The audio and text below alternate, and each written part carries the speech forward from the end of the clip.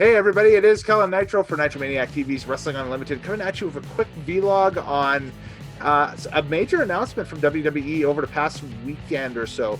Joining me right now as we are in the process of recording content and so on and so forth, so I just figured I'd just pitch it to him, is the mighty Morehouse from Morehouse HQ. How you doing, sir? I'm chilly and willy, but I'm doing okay. uh, One place that isn't chilly this time of year is Tampa Bay, Florida, and that place will be the host for WrestleMania this coming year once again. I think we all knew that this was going to be the case. WWE drops a video during the NFL playoffs yesterday, as we record this on Saturday, and it's basically been announced that, well, I'll run it down here. This year for 2021, WrestleMania is going to be April 11th and the 12th, I believe, from the Raymond James Stadium in Tampa Bay, with the hope being that there will be some sort of fan attendance for this thing. So that's basically where I would just want to start quickly with you with that is, what do you think? Do you think there will be attendance at this year's WrestleMania this far out? Um, I think there'll be 10% capacity of attendance, so I think it'll be scattered people around the arena, and it will be very similar to what Dynamite runs right now in Florida. Mm-hmm. So about 25% capacity or so. Yeah, a couple thousand fans. It's not going to be the same as previous WrestleManias. There's not going to be the Comic Cons feel of it, the live indie shows. It's just going to be, here's your WrestleMania, enjoy, and we'll see you later. I misspoke. It is April 10th and 11th, so Saturday and Sunday. So again, splitting it up for 2 days. What's your feel on a major shows being split on 2 days like this? We've seen this with Wrestle Kingdom for the past couple of years, and we saw it with WrestleMania for the first time last year, and now they're doing it again this year.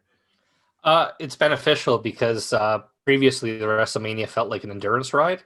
I know you went to the show in New Jersey there, and I think you were out there for over, 12 or 13 hours? Yep. It was about that amount of time.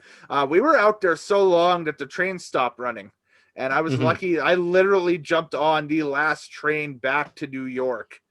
Like, I was like, maybe like you see the cartoons of the guy hanging off the back of the train because he's late and he just grabs on the back and is drifting in the wind, but he's like, I made the train, like that. That literally was me, folks. I was on the back end of this last train heading back to Penn Station to New York City. So I got home in time that night, but I didn't, I don't think a lot of other people did, and a lot of other people weren't impressed with that. So yeah, mitigating that, it's easier to get people to come back for 2-day events than there are for one day festival type event. Let's face it, WrestleMania basically has grown out of control over the past few years, with the lengths and everything, And you get a fresher audience reaction when they're not so dragged through the mud. mm-hmm. With the Becky main event, everyone was kind of already tired and done when that main event happened. Oh, it was wiped. Yeah, everybody was wiped. You watch that show, it starts off at a fever pitch with Seth winning the belt, and then from Brock, and then it slowly just kind of falls off the edge of the cliff. By the time Drew and Roman came out, we were wiped. And the problem was that I think I was just over halfway through, and so we still had, the old school John Cena, reveal with Elias, and we still had the women's freeway to cap things off, and all the pomp and circumstance around that, and you name it. So that was it's a good thing to split it up into 2 days for sure. I was all for it. I like the flexibility because you can have NXT matches on night. You can have to try that again here. I like the flexibility with that because you can have NXT matches, but it is a real it's a real challenge, to jump in and do a takeover, like say the night before, like it had been, a few years prior to that, like the one in Orlando, and then come back and try to do a WrestleMania and then Monday Night Raw, and then they had Tuesday Night SmackDown. So you had overloaded of content like that. But like I said, it's easier for people to come back for 2 straight days right after. The first one will be Sunday, April 3rd, 2022. in Arlington, Texas. They're going back to Jerry's World. They're going back to AT&T Stadium. They're going to try and break their own record there with 101,000 people, if we're allowed to even gather by that point. I don't know. It's a gamble. So it's a true gamble. And then the one that was supposed to be this year in Los Angeles gets moved to 2023. That's going to be on Sunday, April 2nd, 2023. And I don't expect maybe that many people, like for 101,000. I expect maybe 60,000 to 70,000 or so. So, yeah, there's going to be a lot of people that are still scared of large gatherings. So if they're trying to get 120,000 people in an arena, it's not going to happen. They could have done it 5 years ago, but not in the current generation. Right, exactly. So anyways, just wanted to get your thoughts quickly on that.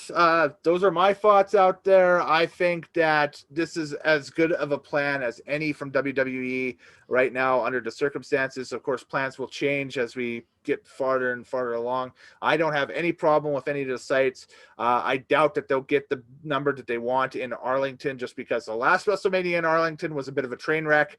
But maybe with this 2-night festival now, things might be a little better. So who knows? Going to Von Erich territory for Dallas. And going to LaBelle territory for LA. There we go. Mm-hmm. Maybe Judo Gene will still be around and might be the master of ceremonies or something like that. So that'd be pretty cool. And then do you see them doing something maybe in Arlington with The Undertaker again? Even though he's retired, maybe in front of fans. That's another thing that's been getting some play on the social media. We'll hit on that quick before we go. That makes sense. You would retire The Undertaker in Texas, his home state. Why wouldn't you do that? Well, he did retire, but Hall of Fame. Hall of Fame, yeah, definitely, for sure. Put him in the Hall of Fame. At the Hall of Fame, he'd be the headliner, I would think, it's for Dallas. Mm-hmm.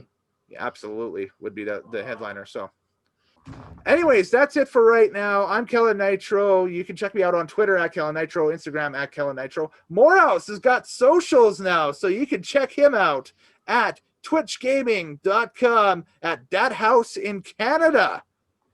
Wow, I gotta get a Twitch. I gotta float this guy to subscribe. So you're doing the bits, you're doing the bots, you're doing whatever Twitchers do. I'm building a Twitch community, slowly gaining momentum and making connections with all kinds of gamers around the world. That is phenomenal, my friend. Best of luck with that for sure. And go check him out. Go if you do the Twitch thing. I don't do the Twitch thing right now, but he does the Twitch thing. So you can say that Kellen Nitro sent you, and he'll talk about it. You can watch me play some hockey or Scott Pilgrim. I've been playing a lot recently. So cool. Right on. All right. Later days. Happy wrestling watching, folks. See ya.